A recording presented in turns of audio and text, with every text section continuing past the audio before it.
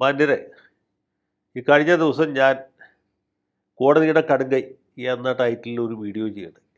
അതിന് വലിയ സ്വീകരണമാണ് നമ്മുടെ നാട്ടിലെ ജനാധിപത്യവാദികളിൽ നിന്ന് കിട്ടിയത്. ഏതാണ്ട് 2 ലക്ഷത്തിൽ പരം ആളുകൾ അത് കണ്ടു എന്നാണ് ഞാൻ മനസ്സിലാക്കുന്നത്. അതിൽ പറഞ്ഞത് അല്ലെങ്കിൽ പറയാൻ ഉദ്ദേശിച്ചത് ഹൈക്കോടതിയുടെ സിംഗിൾ ജഡ്ജി നടത്തിയ ഒരു വിധിയെക്കുറിച്ചാണ്.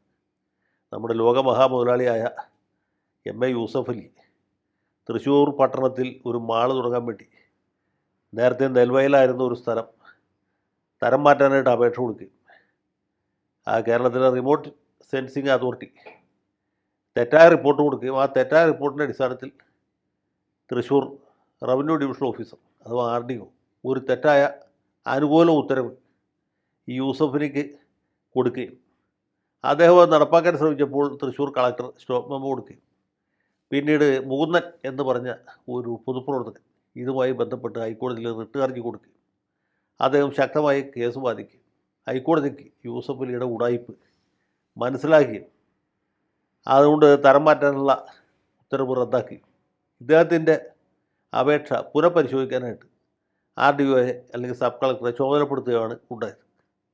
അപ്പോൾ ഈ റിപ്പോർട്ട് കളവാണ്, വ്യാജമാണ് എന്ന് വളരെ കൃത്യമായിട്ട് ജഡ്ജിമെൻറ്റിൽ എഴുതി വെച്ചിട്ടുണ്ട്. ഇതൊക്കെ ഞാൻ കഴിഞ്ഞ വീഡിയോയിൽ പറഞ്ഞതാണ്, ഇവിടെ ആവർത്തിക്കുന്നില്ല. ഇവിടെ പറയാൻ വന്നതെന്താ വെച്ചാൽ, ഈ വാർത്തയ്ക്ക്, ഈ കോടതി വിധിക്ക് നമ്മുടെ നാട്ടിൽ പറയത്തക്ക വാർത്താ പ്രാധാന്യം കിട്ടിയില്ല. ഏഷ്യാനെറ്റ് ന്യൂസ് മാത്രമാണ് ഇതേക്കുറിച്ച് സാമാന്യം ഭേദപ്പെട്ട ഒരു സ്റ്റോറി കൊടുത്തത്. അവർക്ക് തന്നെ അത് വ്യക്തമായിട്ട് ഇതിൽ ഇഴ തിരിച്ച് കാണിക്കാൻ പറ്റിയില്ല.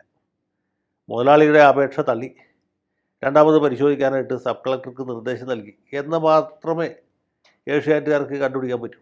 ഇതിനകത്ത് നടന്ന അതിഭയങ്കരമായ വഞ്ചന അല്ലെങ്കിൽ ഉടായിപ്പ് ഇവർക്ക് കണ്ടുപിടിക്കാനോ അതിന് ഒരു പ്രൊജക്ഷൻ കൊടുക്കാനോ പറ്റിയില്ല. ഇതാണ് അവിടെ സംഭവിച്ചത്. ഈ വാർത്ത യഥാർത്ഥത്തിൽ പ്രസക്തമാകുന്ന 2 കാരണം കൊണ്ടാണ്. ഒന്ന്, കേരളത്തിലെ ഈ റിമോട്ട് സെൻസിങ്ങിൻ്റെ അതോറിറ്റി ആയിരിക്കുന്ന തിരുവനന്തപുരത്തെ സ്ഥാപനം, അവർ മുതലാളിയെ സഹായിക്കാൻ വേണ്ടി കളവായ റിപ്പോർട്ട് കൊടുത്തു. നേരത്തെ കൊടുത്ത ശരിയായ റിപ്പോർട്ട് മാറ്റി ഇതേ വസ്തുവിൻ്റെ കളവായ ഉപഗ്രഹ ചിത്രങ്ങൾ നൽകി തൃശ്ശൂരെ സബ് കളക്ടറെ വഴിതെറ്റിക്കാൻ ശ്രമിച്ചു. 2, സബ് കളക്ടർ അത് കൃഷി ഓഫീസറുടെ റിപ്പോർട്ട് വാങ്ങാതെ തന്നെ അനുവാദം കൊടുത്തു. ഇതാണ് ഒന്നാമത്തെ തട്ടിപ്പ്. ഇനി ഇതിൻ്റെ രണ്ടാം ഭാഗം എന്ന് വെച്ചാൽ, ഇതുപോലെ തട്ടിപ്പൊക്കെ നടത്തുന്ന ആളുകൾ വേറെയുണ്ട്. പലരും പല വിധത്തിലുള്ള തന്ത്രങ്ങളും ഉടായ്പകളും നടത്തും. അതിലൊന്നും യാതൊരു വാർത്തയുമില്ല. ഇത് വേറെ ആരെങ്കിലും ആണെങ്കിൽ 4 ഏക്കർ നികത്താൻ അനുവാദം ചോദിക്കുകയും കളക്ടറെ തെറ്റിദ്ധരിപ്പിച്ച് ഓർഡർ വാങ്ങിക്കുകയും ചോദിച്ചാൽ നമുക്ക് അത്ഭുതമില്ല. പക്ഷേ ഇവിടെ ഇത് തെറ്റിദ്ധാരണയുടെ പുറത്ത് അനുകൂല ഉത്തരവ് നേടിയത് വേറെ ആരുമല്ല, മഹാദാനധർമ്മിഷ്ഠനായ എം.എ. യൂസഫ് അലിയാണ്. അങ്ങനെ ഒരു സാഹചര്യത്തിൽ തീർച്ചയായിട്ടും അതിനകത്ത് വാർത്തയുണ്ട്. ഒന്ന്, ഈ റിസർവ് ബാങ്കുകാർ കള്ളനോട്ട് അടിക്കുന്ന പോലെയാണ് റിമോട്ട് സെൻസിങ് അതോറിറ്റി. അവർ കളവായ റിപ്പോർട്ട് കൊടുക്കുന്നത്, തെറ്റായ ഉപഗ്രഹ ചിത്രങ്ങൾ കൊടുക്കുന്നത് റിസർവ് ബാങ്ക് കള്ളനോട്ട് അടിക്കുന്ന പോലെയാണ്. മറിച്ച് ഈ തട്ടിപ്പ് നടത്തിയത് ആരാണ് എന്നാലോചിക്കുമ്പോഴാണ് ലോക മലയാളികൾ മുഴുവൻ ആദരിക്കുന്ന, എല്ലാവരും പൂട്ട് പൂജിക്കുന്ന മഹാനായ നമ്മുടെ യൂസഫ് അലി സാഹിബാണ്. അപ്പോൾ തീർച്ചയായിട്ടും ഇതിൽ പ്രധാനപ്പെട്ടൊരു വാർത്ത ഐറ്റം ഉണ്ടായിരുന്നു. പക്ഷേ ഏഷ്യാനെറ്റിനെ ഒഴിച്ച് വേറെ ആർക്കും അതിൻ്റെ സീരിയസ്നെസ് മനസ്സിലായില്ല. അല്ലെങ്കിൽ മനസ്സിലായവർ തന്നെ ഇത് ജനങ്ങൾ അറിയണ്ട എന്ന് തീരുമാനിച്ചു. അതുകൊണ്ടുകൂടിയാണ് എൻ്റെ വീഡിയോയ്ക്ക് ഇത്ര അധികം കാഴ്ചക്കാരുണ്ടായത് എന്ന് ഞാൻ വിചാരിക്കും. ഇനി ഇതിൽ ഈ വാർത്ത വരേണ്ടിയിരുന്നത് യഥാർത്ഥത്തിൽ എവിടെയാണ്? ഈ വാർത്തയുടെ ശരിയായ അവകാശി ആരാണ് എന്ന് ചോദിച്ചാൽ അത് മറുനാടൻ മലയാളി എന്ന് പറഞ്ഞ ഓൺലൈൻ പോർട്ടലാണ്, ആ യൂട്യൂബ് ചാനലാണ്. ഷാജൻ സ്കറിയ നടത്തുന്ന മറുനാടൻ മലയാളിയാണ്. കാരണം മറുനാടൻ മലയാളിയാണ് ഈ RDO തെറ്റായ ഉത്തരവ് യൂസഫ് അലിക്ക് അനുകൂലമായിട്ട് കൊടുത്തപ്പോൾ, അല്ലെങ്കിൽ ലുലു മാളിന് അനുകൂലമായിട്ട് കൊടുത്തപ്പോൾ അത് തുറന്നു കാണിച്ച ഒരേ ഒരു മാധ്യമം.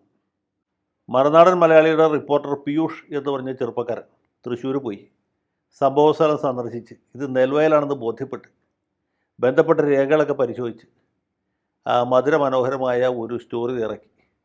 അത് മറുനാടൻ മലയാളി വായനക്കാരെ അറിയിച്ചു. ആളുകൾക്ക് എല്ലാവർക്കും മനസ്സിലായി എന്താണ് മുതലാളി ചെയ്തുകൊണ്ടിരിക്കുന്ന തട്ടിപ്പ് അല്ലെങ്കിൽ ഉടായിപ്പ്. എങ്ങനെയാണ് അദ്ദേഹത്തിന് വ്യാജമായി രേഖകളുണ്ടാക്കി റവന്യൂ ഉദ്യോഗസ്ഥന്മാരെയും നാട്ടുകാരെയും ഒരുപോലെ പറ്റിക്കാൻ സാധിച്ചത് എന്നുള്ള കാര്യം. പക്ഷേ ഇത് കണ്ട് മുതലാളി കോപാകുലനായി. മുതലാളി അന്നാണ് സത്യം പറഞ്ഞതിന് മറുനാടൻ മലയാളിക്കെതിരായിട്ട് കുരിശുദ്ധം പ്രഖ്യാപിച്ചത്. അതിനു മുമ്പ് ഇവർ തമ്മിൽ ചെറിയ അഭിപ്രായ വ്യത്യാസങ്ങളൊക്കെ ഉണ്ടായിരുന്നുവെങ്കിലും ഈ സ്റ്റോറി വന്നതുകൊണ്ട് മുതലാളിയുടെ കൺട്രോൾ പോയി. ഉടനെ തന്നെ മുതലാളിയുടെ മാനേജർ തൃശ്ശൂർ വെസ്റ്റ് പോലീസ് സ്റ്റേഷനിൽ പോയിട്ടൊരു പരാതി കൊടുത്തു. ഈ മറുനാടൻ മലയാളിയുടെ റിപ്പോർട്ടർ എന്നറിയപ്പെടുന്ന അല്ലെങ്കിൽ അവകാശപ്പെടുന്ന പീയൂഷ് എന്ന് പറഞ്ഞ ചെറുപ്പക്കാരൻ ഈ ലുലുവിൻ്റെ കൃഷി സ്ഥലത്ത് അതിക്രമിച്ച് കിടക്കുകയും 2 മോട്ടോറുകളും പൈപ്പ് സംവിധാനങ്ങളൊക്കെ മോഷ്ടിച്ചുകൊണ്ട് പോയി എന്ന് പറയും. അങ്ങനെ പീയൂഷിനെതിരായിട്ട് മോഷണ കേസ് ചുമത്തി. പിന്നെ പീയൂഷ് കുറച്ചാൾ ഒളിവിൽ കഴിയേണ്ടതായിട്ട്. പിന്നീട് അത് ഹൈക്കോടതിയിൽ പോയിട്ട് മുൻകൂർ ജാമ്യം എടുത്തു എന്നാണ് ഞാൻ മനസ്സിലാക്കുന്നത്. അതിനുശേഷമാണ് ഈ നമ്മുടെ PV ശ്രീനിജനും മറ്റും മുൻനിർത്തി മുതലാളി പട്ടികജാതി പട്ടികവർഗക്കാർക്കെതിരെ അതിക്രമങ്ങൾ തടയൽ നിയമപ്രകാരമുള്ള പരാതി കൊടുപ്പിച്ച് മറുനാടൻ മലയാളിയെ പൂട്ടാനായിട്ട് ഷാജൻ സ്കറിയക്കെതിരായിട്ട് അറസ്റ്റ് വാറണ്ട് മറ്റുമൊക്കെ ആയിട്ട് വരികയും അദ്ദേഹത്തിൻ്റെ മുൻകൂർ ജാമ്യ ഹർജി എറണാകുളം സെഷൻസ് ജഡ്ജി തള്ളുകയും അതിൻ്റെ പുറത്ത് ഹൈക്കോടതിയിൽ കൊടുത്ത് ഹൈക്കോടതിയിൽ തള്ളുകയും പിന്നെ സുപ്രീം കോടതിയിൽ പോയിട്ട് ഷാജൻ ജാമ്യം എടുക്കേണ്ടി വരികയും ചെയ്തു. അപ്പോൾ ഇങ്ങനെയൊക്കെയുള്ള സംഭവങ്ങൾ അരങ്ങേറിയത് ഈ സ്റ്റോറിക്ക് ശേഷമാണ്. മാത്രവുമല്ല, ഇപ്പോൾ നിങ്ങൾ ഈ സ്റ്റോറി കാണാൻ വേണ്ടി മറുനാടൻ്റെ സൈറ്റിൽ കയറിയാൽ കാണുകയില്ല. കാരണം എന്താ വെച്ചാൽ ബഹുമാനപ്പെട്ട മുതലാളി ഷാജൻ സ്കറിയക്കെതിരായിട്ട് ഡൽഹി ഹൈക്കോടതിയിൽ ഒരു സൂട്ട് ഫയൽ ചെയ്തു. എന്നിട്ട് ഇതടക്കമുള്ള എല്ലാ വീഡിയോയും ഡിലീറ്റ് ചെയ്യാനായിട്ട് കോടതിയിൽ നിന്ന് ഓർഡർ വാങ്ങിച്ചു. ഡൽഹി ഹൈക്കോടതിയിൽ ഇങ്ങനെ പല അത്ഭുതകരമായ ഉത്തരവുകൾ കിട്ടും. അവിടെയാണല്ലോ നമ്മൾ കുറച്ച് ദിവസം മുമ്പ് വായിച്ചില്ലേ, ഒരു ജഡ്ജിയുടെ വീട്ടിൽ നിന്ന് കുറച്ചധികം രൂപയുടെ നോട്ട് കെട്ടുകൾ കണ്ടുകിട്ടി എന്നുള്ളത്. അപ്പോൾ അങ്ങനെയൊക്കെയുള്ള ജഡ്ജിമാരുള്ള സ്ഥലമാണ് ഡൽഹി.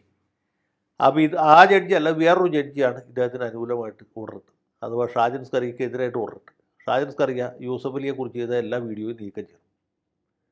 അങ്ങനെ നീക്കം ചെയ്തില്ലെങ്കിൽ പിന്നെ നടപടി തരുന്നുണ്ട്. അങ്ങനെ ഷാജൻ സ്കറിയ നീക്കം ചെയ്തു, ഇത് നീക്കം ചെയ്തു. ഇനി ആ സ്റ്റോറി കാണുന്ന ആരെങ്കിലും ആഗ്രഹിച്ചത് നടക്കുകയില്ല. ചിലപ്പോൾ പക്ഷേ പീയൂഷിൻ്റെ അതിൻ്റെ വല്ല സ്വകാര്യ കോപ്പിയും കട്ടേക്കാം, അത്രേ ഉള്ളൂ. അപ്പോൾ ഇങ്ങനെയാണ് നമ്മുടെ മുതലാളി മാധ്യമങ്ങളെ കൈകാര്യം ചെയ്യുന്നത്. ഷാജൻ സ്കറിയ അടക്കമുള്ള ആളുകളെ കൊയേഴ്സ് ചെയ്യുന്നത് എന്ന് ബോധ്യപ്പെടുത്താൻ വേണ്ടി മാത്രമാണ് ഈ വീഡിയോ. ഇനി ഹൈക്കോടതിയുടെ ഈ വിധിയും ഷാജൻ സ്കറിയയ്ക്ക് റിപ്പോർട്ട് ചെയ്യാൻ പറ്റില്ല. കാരണം ഷാജൻ സ്കറിയയ്ക്ക് വിലക്കുണ്ട്. മുതലാളിയെക്കുറിച്ചുള്ള യാതൊരു വാർത്തയും ഒരു സ്ഥലത്തും ഒരിക്കലും ഒരു കാരണവശാലും പ്രസിദ്ധീകരിക്കാനോ സംപ്രേഷണം ചെയ്യാനോ പാടില്ല. അലി മുതലാളി മരിക്കുകയാണെങ്കിൽ ദുഃഖഭാരത്തോട്ടി ആ വാർത്ത മാത്രം റിപ്പോർട്ട് ചെയ്യാനുള്ള അനുവാദമുണ്ട്, അത്രേ ഉള്ളൂ. അതുകൊണ്ട് ഹൈക്കോടതി വിധി മുതലാളിക്കെതിരായിട്ടും അല്ലെങ്കിൽ 3 അനുകൂലമായിട്ട് വന്നതുപോലും മറുനാടൻ മലയാളിക്ക് റിപ്പോർട്ട് ചെയ്യാൻ പറ്റിയില്ല. മുതലാളിമാരോട് കളിച്ചാൽ ഇങ്ങനെയൊക്കെ സംഭവിക്കും എന്ന് മാത്രമാണ് ഈ സന്ദർഭത്തിൽ ഇത് കണ്ടുകൊണ്ടിരിക്കുന്ന ആളുകൾ എനിക്ക് ബോധ്യപ്പെടുത്താനുള്ളത്. ബാക്കി എല്ലാ കാര്യങ്ങളും വഴി പോലെ വരട്ടെ. ഏതായാലും ഷാജൻ സ്കറിയയ്ക്കും റിപ്പോർട്ടർ പീയൂഷിനും കേസ് ഗംഭീരമായി വാദിച്ച അഡ്വക്കേറ്റ് രഞ്ജിത്ത് അമ്പാനും അഭിനന്ദനങ്ങൾ. തീർച്ചയായിട്ടും നിങ്ങളുടെ ഈ പ്രവൃത്തി എന്ന് പറയുന്നത് ചെറിയ കാര്യമല്ല, സാഹസികമായ പ്രവൃത്തിയാണ്.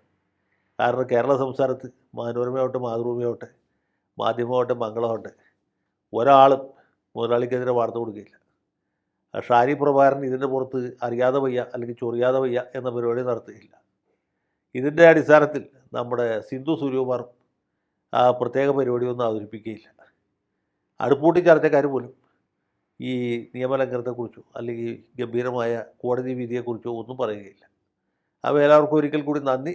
ഈ ഓണക്കാലം സന്തോഷകരമാകട്ടെ എന്നൊരിക്കൽ കൂടി ആശംസിക്കുകയും ചെയ്യും.